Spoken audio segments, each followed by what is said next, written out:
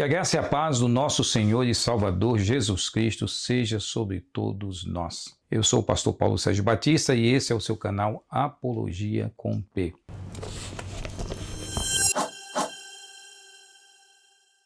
E nós estamos falando aí já há alguns dias, algumas semanas na verdade, sobre as questões relacionadas à Igreja Adventista do Sétimo Dia. Desde já, antes de iniciar esse vídeo e aprofundar nas questões sobre as quais eu quero falar hoje nós vamos falar um pouquinho sobre a questão do Jesus Miguel ou do Jesus Arcanjo, inclusive fazer uma análise histórica disso, do porquê que os adventistas criam dessa forma e ainda creem. Mas antes de mais nada, eu convido você que curta, compartilhe, comente e se inscreva no canal. Isso é de uma grande importância para que o canal tenha uma grande relevância e possamos alcançar muitas outras pessoas com esse conteúdo. Tá fechado?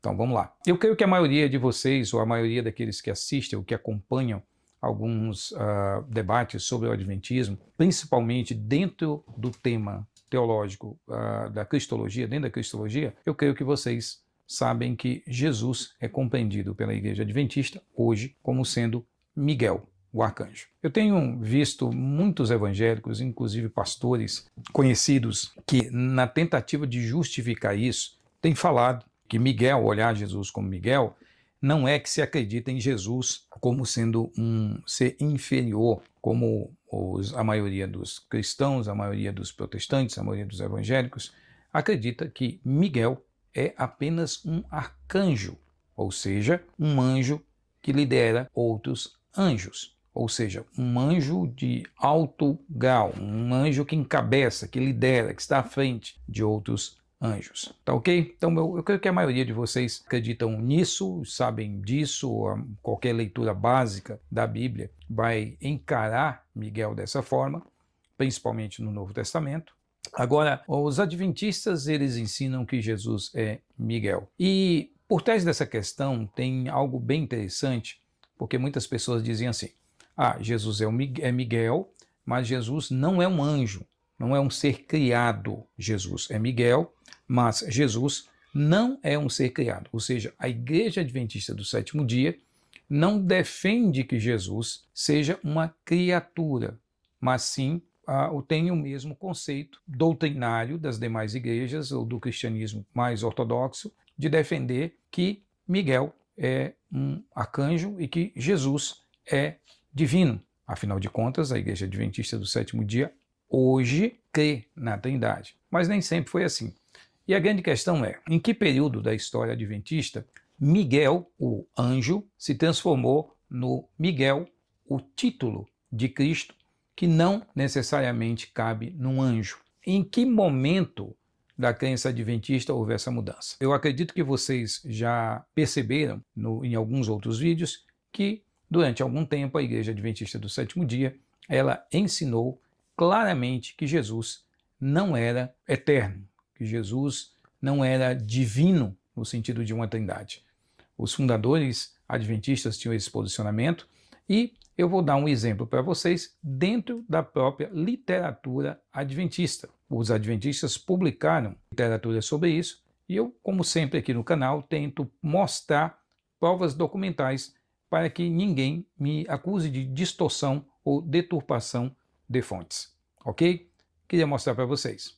Esse é o livro Em Busca de Identidade, o desenvolvimento das doutrinas adventistas do Sétimo Dia, escrito pelo historiador adventista George Knight, publicado pela Casa Publicadora Brasileira, ou seja, não é um livro publicado por nenhuma editora evangélica, é um livro adventista, sobre a história dos adventistas, escrito por um grande historiador adventista, explicando como se desenvolveram as doutrinas da Igreja Adventista. E logo no primeiro capítulo, com o título A Natureza Dinâmica da Verdade Presente, e esse título, Verdade Presente, me lembra muito das Testemunhas de Jeová, que citam o livro de Provérbios constantemente quando tem uma mudança doutrinária, e dizem: a vereda do justo é como a luz da aurora que brilha mais e mais até o dia ser plenamente estabelecido. Ou seja, as mudanças são necessárias, as mudanças doutrinárias. E olha o que ele começa logo no capítulo 1, a dizer: a maioria dos fundadores do Adventismo do sétimo dia não poderia unir-se à igreja hoje se tivesse de concordar com as 27 crenças fundamentais da denominação. Quando o livro foi publicado,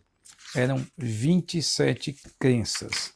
27 crenças, hoje são 28. Para ser mais específico, eles não poderiam aceitar a crença número 2, que trata da doutrina da Trindade. Para Joseph Bates, a Trindade era uma doutrina antibíblica. Para Tiago White, esposo de Ellen White, ela não passava de um antigo absurdo trinitariano. Para M.E. Cornell, era um fruto da grande apostasia, junto com as doutrinas falsas, como a observância do domingo e a imortalidade da alma. Semelhantemente, a maioria dos fundadores do Adventismo do sétimo dia teria dificuldade de aceitar a crença fundamental número 4, que afirma a eternidade e a divindade de Jesus. Para John N. Andrew, o Filho de Deus teve Deus por Pai em algum ponto da eternidade, no princípio dos dias. E ele cita o Wegener mais uma vez, do alto da sua popularidade alcançada em 1888 em Minneapolis, escreveu em 1890: houve um tempo em que Cristo procedeu e emanou de Deus, tempo tão recuado nos dias da eternidade que para a compreensão finita é como se fosse sem início. Então, não é uma novidade de que os adventistas não acreditavam na Trindade e que a discussão sobre a Trindade ela chegou até a década de 90 dentro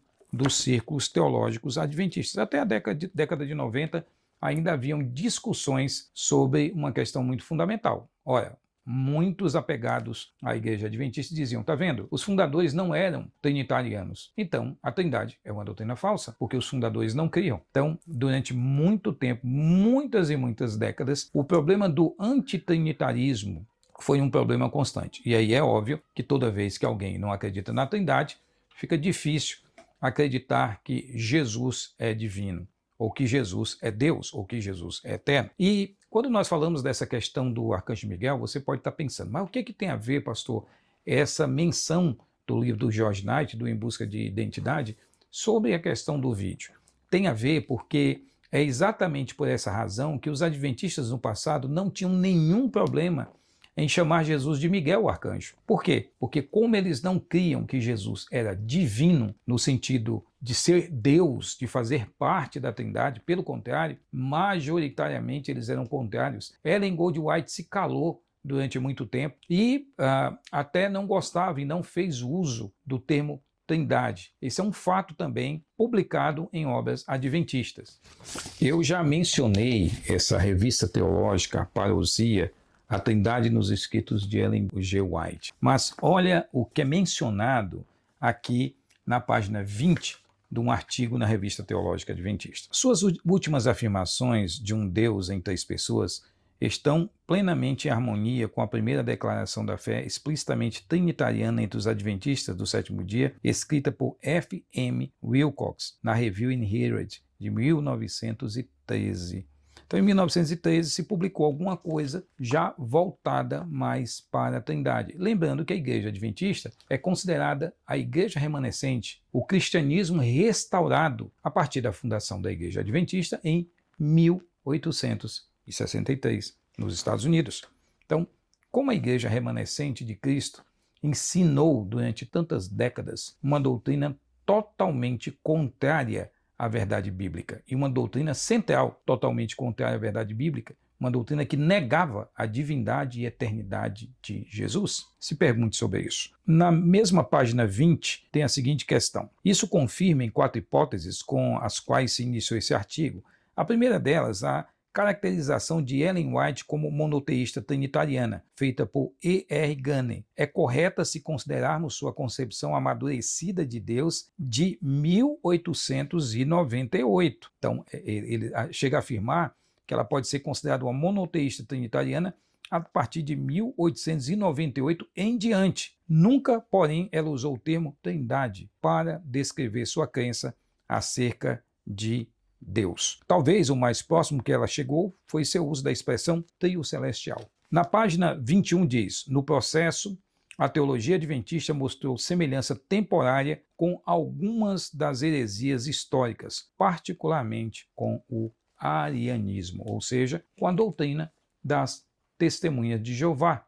Afinal de contas, Charles Taze Russell aprendeu muito com os adventistas. Os primeiros adventistas, as testemunhas de Jeová, elas vêm depois do movimento adventista, tá? Já na década de 70 do século XIX. Os adventistas já tinham influenciado muito, inclusive o próprio Charles Taze Russell diz que voltou a ter fé na Bíblia e nas Escrituras a partir de uma mensagem que ele ouviu de um adventista, que não era adventista do sétimo dia, mas da Igreja Cristã do Advento, o Jonas Wendell, um pastor adventista. Então, o que ele aprendeu?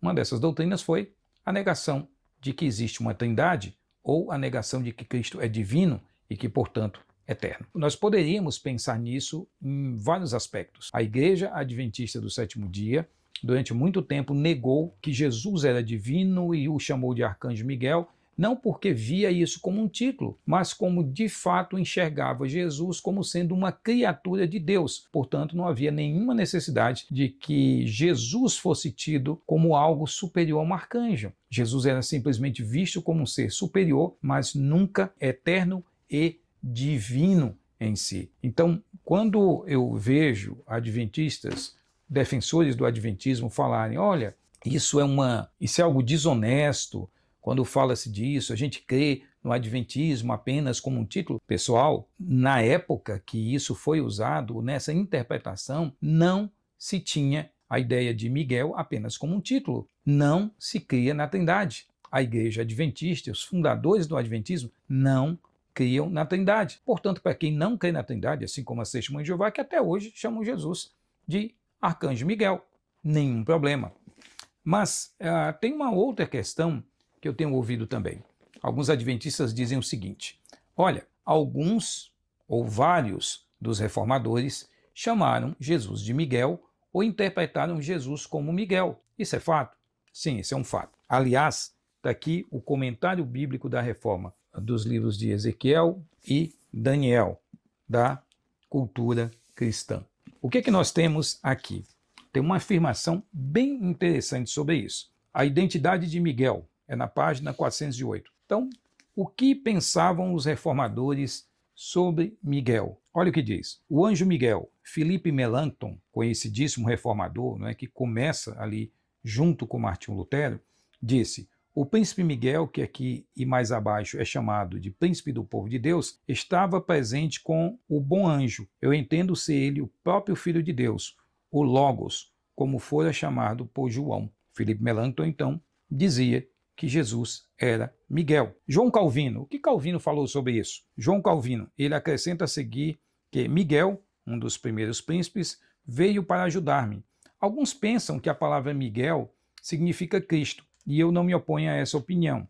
Suficientemente claro, se todos os anjos guardam os fiéis, os eleitos, porque ele é o cabeça entre eles e usa o ministério e assistência deles para defender todo o seu povo. Então, olha que coisa interessante. Melanchthon e Calvino entendiam Jesus como sendo Miguel, não porque acreditavam que ele era uma criatura de Deus, mas porque eles acreditavam que Miguel, por ter um título de um líder dos anjos, e Jesus sendo filho de Deus, portanto, aquele que domina e tem autoridade sobre todas as hortes celestiais, ele poderia ser identificado dessa forma. Ou seja, não era uma questão de natureza de Cristo, era uma questão simplesmente de posição, que é o que os adventistas alegam hoje. Andrew Willett, este Miguel não era outra pessoa senão o Cristo, o Filho de Deus, chefe e príncipe dos anjos. Então, olha que coisa curiosa. Todos eles só chamam Jesus de Miguel porque entendem que Jesus tem autoridade sobre os anjos, não porque ele seja um ser angelical ou um arcanjo. Então, o argumento que os adventistas usam, e que eu vejo evangélicos também usando, dizendo, olha, precisamos revisar isso, porque os adventistas hoje não creem hoje que Jesus é divino, que creem na Trindade, portanto está errada. Não, pessoal, nós não podemos fazer essa análise anacrônica dos fatos. Quando eles criaram, ou quando eles interpretaram essa doutrina cristológica dessa forma, é porque eles não criam na Trindade. E as próprias documentações adventistas comprovam isso. Que Deus nos abençoe, que Deus nos fortaleça, que Deus nos ajude a ter uma mente mais crítica acerca dessas questões. E não se esqueça, curta, compartilhe, comente e se inscreva no canal. Dê essa moralzinha para nós, para que esse canal cresça e possa ajudar muita gente a entender de forma mais profunda essas questões. Que Deus te abençoe em nome do Cristo. Fui.